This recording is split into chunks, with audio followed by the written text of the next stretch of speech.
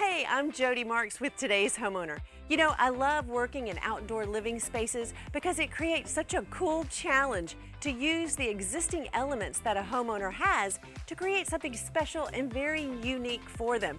But you know what, let's face it, some things are very difficult to change and it's more economical to use what the homeowner already has. For example, take a look at this little shed that the homeowner has. Now, this is a necessary part of their backyard. So the homeowner decided to make it the focal point instead of something to overlook. So the first thing they did was they painted it a color that coordinates with the house itself.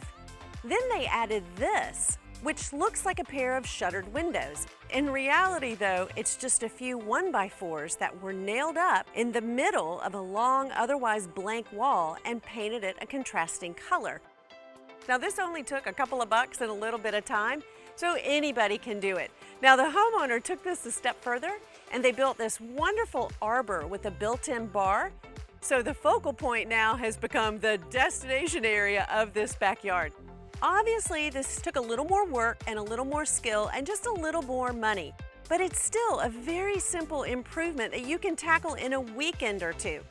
Now, here's a tip for you. When you are working with pressure-treated lumber like this, you want to be sure to seal it to protect it and to keep it looking good. To continue the destination theme and provide convenient access to both areas, these stepping stones create a useful pathway that forks to take you to the shed or to the bar. And of course, because we're outside, there are lots of opportunities to accent with plants and cafe lights. So take a look around your yard, see what you got, and make the most of it.